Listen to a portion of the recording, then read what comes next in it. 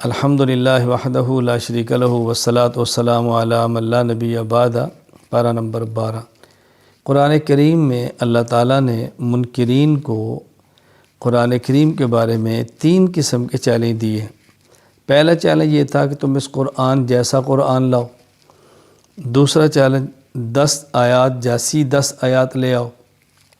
آخری چیلنج تیسرا کہ قرآن کی ایک صورت جیسی کو صورت لے آؤ۔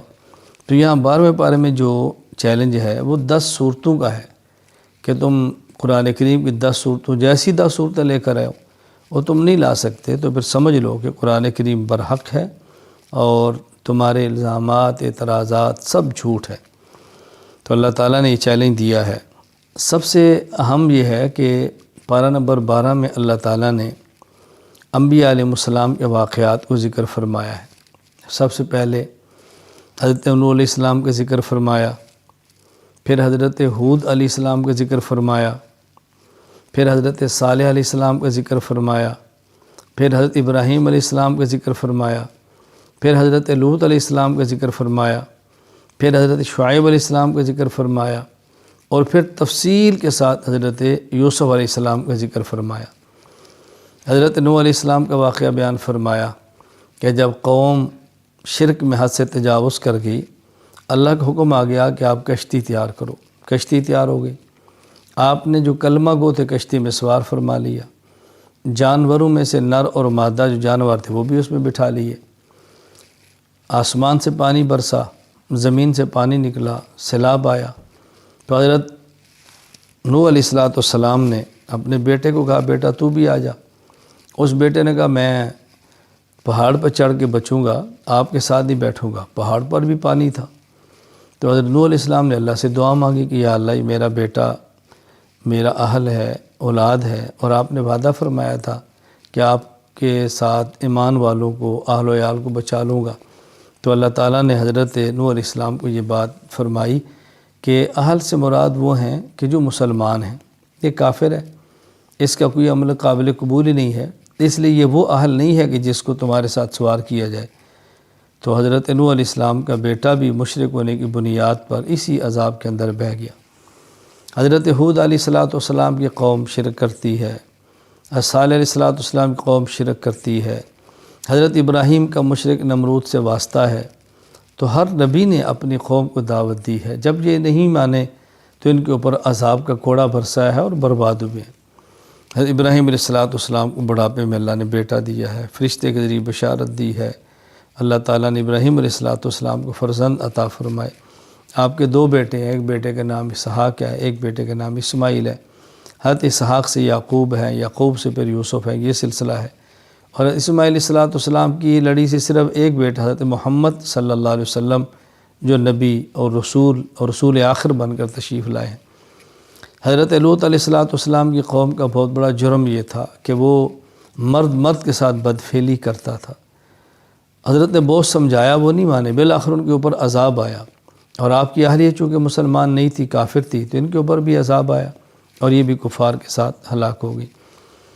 انبیاء میں سے ایک نبی حضرت نوح جن کی بیوی کافرہ ہے، حضرت لوط جن کی بیوی کافرہ ہے، ان 2 نبیوں کا قرآن کریم نے ذکر فرمایا کہ ان کی بیویاں بھی کافرہ تھیں اور کفار کے ساتھ ہلاک ہو گئیں، باوجود اس کے کہ وہ نبی کی بیوی ہے۔ حضرت ابراہیم علیہ السلام کا والد کافر ہے، حضرت نوح علیہ السلام کا بیٹا کافر ہے۔ تو ایک نبی کا باپ ہے، ایک نبی کا بیٹا ہے، لیکن ایمان نہیں تھا تو کفار کے ساتھ ہی برباد ہو گئی۔ ہمیں سے بات سمجھ آئی، حسب اور نسب سے انسان کی نجات نہیں ہوتی، نجات کی بنیاد ایمان ہے۔ ہاں ایمان موجود ہو، پھر اعمال میں کمی کوتاہی ہو، اللہ اپنے کرم سے کمی کوتاہی کو معاف فرما دے، درگزر فرما دے، یہ بات بالکل الگ ہے۔ پھر حضرت شعیب علیہ السلام کا قصہ بیان فرمایا کہ ان کی قوم کا بنیادی بہت بڑا جرم ناپ تول میں کمی تھی، بہت سمجھایا، نہیں باز آئے، بالآخر ان کے اوپر بھی اللہ کے عذاب کا کوڑا برسا اور وہ بھی تباہ و برباد ہو گئی۔ پھر پارہ نمبر 12 میں اللہ تعالیٰ نے تفصیل کے ساتھ حضرت یوسف علیہ السلام کا واقعہ بیان کیا۔ اس کا کچھ حصہ پارہ نمبر 12 میں اور آگے کچھ حصہ ان کا پارہ نمبر 13 میں۔ جس قدر پارہ نمبر 12 میں ہے میں اسی کا خلاصہ ذکر کر رہا ہوں۔ حضرت یوسف علیہ السلام کو خواب آئی ہے کہ آپ کو 13 ستارے، ایک چاند اور سورج سجدہ کر رہے ہیں۔ والد سے پوچھا، والد تعبیر بتائی۔ وہ اس تعبیر کو آخر میں اللہ تعالیٰ نے کس طرح سچا کر دکھایا کہ 11 بھائی، ماں اور باپ نے آپ کو سجدہ تعظیمی کیا۔ تو حضرت یوسف علیہ السلام کے بھائی حسد میں آگے اپنے باپ سے بھائی کو مانگا، لے کر چلے گئے، خود ان کو کنویں میں پھینکا، جانور کو ذبح کیا، اس کا خون ان کی قمیص پہ لگایا، والد کا بھیڑیا کھا گیا ہے، جھوٹ بولا۔ یوسف علیہ السلام گزرتے قافلے نے اٹھا لیا، ان کو مصر میں جا کے بیچ دیا، عزیز مصر نے خریدا، اس کے گھر میں بڑے ہوئے، اس کی بیوی زلیخا ان پر فریفتہ ہو گئی، بہت کوشش کی، ان تہمت لگا دی۔ یوسف علیہ السلام اس تہمت کی وجہ سے جیل کے اندر گئے ہیں اور ایک عرصہ جیل کے اندر گزارا ہے، اور زلیخا الزام لگاتی رہی۔ اللہ تعالیٰ نے ایک صفائی کا موقع آپ کو دیا جو آخر میں بات آئے گی۔ تو آپ جیل میں چلے گئے، ایک عرصہ جیل میں گزارا، پھر جیل میں آپ کو 2 قیدی ملے، ان 2 قیدیوں نے اپنے خواب بتائی، آپ نے ان دونوں کو تعبیر بتائی، تعبیر کے مطابق ان دونوں کے ساتھ معاملہ ہوا۔ جس کے بارے میں فرمایا تھا کہ تو بری ہوگا اور بادشاہ کا ساقی بنے گا، وہ ساقی بنا۔ جس کو فرمایا کہ تو سولی چڑھ جائے گا، وہ سولی چڑھ گیا۔ پھر یوسف علیہ السلام کے دور میں جو بادشاہ تھا، اس نے خواب دیکھی، اس نے اس خواب کا ذکر کیا اپنے ان علماء کے ساتھ جو اس کے دربار کے تھے، ان کو خواب کی تعبیر نہیں آتی تھی۔ تو یہ جو جیل سے رہا کر آیا تھا، یوسف علیہ السلام نے اس کو تعبیر دی تو بادشاہ کا ساقی بنے گا۔ اس نے کہا مجھے اجازت دو، میں جاتا ہوں۔ تو پھر یہ جیل میں گیا، یوسف علیہ السلام سے خواب کی تعبیر پوچھی، یوسف علیہ السلام نے بتا دی، اس نے واپس آ کر خواب کی تعبیر بتائی، بادشاہ بہت خوش ہوا۔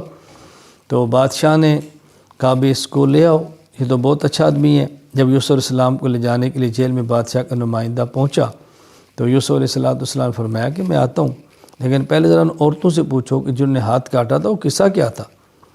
وہ قصہ کیا تھا کہ یوسف علیہ السلام پہ زلیخا فریفتہ ہے، اور وہ چرچہ مصر میں ہو گیا، عورتوں نے تانے دینے شروع کیے۔ تو زلیخا نے اپنی سہیلیوں سے عورتوں سے کہا تمہیں پتہ ہی نہیں وہ بندہ کون ہے، تم دیکھو تو صحیح۔ دعوت کی، دسترخوان بچھایا، یوسف علیہ السلام کو آپ باہر بلایا، آپ تشریف لائے۔ تو تانا دینے والی عورتوں نے دیکھا تو حسن دیکھ کر دھنگ رہ گئی۔ انہوں نے اپنی انگلیاں، یعنی انگلیاں تھیں، پھل ہاتھ میں تھے، اور جب ایسے چھری ہاتھ میں ہے اور ایک ہاتھ میں پھل ہے، پھل کاٹنے لگی تو پھل سے نکل کے ہاتھ تک کٹ گئے۔ یعنی اس قدر یوسف علیہ السلام کو اللہ نے حسن عطا فرمایا تھا۔ تو وہ حضرت یوسف علیہ السلام نے بادشاہ سے فرمایا کہ ذرا قصہ تو تحقیق کرو، ہاتھ کیوں کٹے تھے، مصر میں کیا ماجرا تھا؟ تو جب تحقیق کی تو یہ بات کھل گئی کہ یوسف علیہ السلام بے گناہ ہیں، آپ کا قصور نہیں ہے، قصور زلیخا کا ہے۔ تو پھر زلیخا نے بھی تسلیم کیا کہ میرا قصور ہے، ان کا جرم نہیں ہے، میں نے گناہ کیا، میں نے کوشش کی تھی، لیکن یوسف نے اپنے آپ کو بچا لیا۔ اس کے بعد پھر بادشاہ نے کہا کہ ان کو لے کر آؤ۔ یہ پارہ نمبر 13 میں اگلا قصہ ہے، انشاءاللہ وہاں ذکر کریں گے۔ فی الحال یہ بات میں نے آپ کے سامنے عرض کر دی ہے۔ حضرت یوسف علیہ السلام کے میں واقعے سے بات سمجھ آتی ہے، اپنے محسن کا خیال کرنا چاہیے، مربی کا خیال کرنا چاہیے۔ یوسف علیہ السلام تو نبی ہیں، معصوم ہیں، تو پھر بھی آپ نے جو بنیادی بات کی نا زلیخا کی دعوت کو قبول نہ کرنے کے سلسلے میں، انہوں نے فرمایا کہ دیکھو وہ میرا مربی ہے، میری تربیت کی ہے، میرا محسن ہے۔ یہ ظالم لوگوں کا کام ہے احسان فراموشی، میں جرم کبھی نہیں کر سکتا۔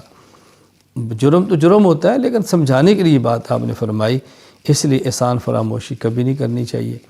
اور یہ جو مکر و فریب ان نے کیا تھا، یہ کبھی نہیں کرنا چاہیے۔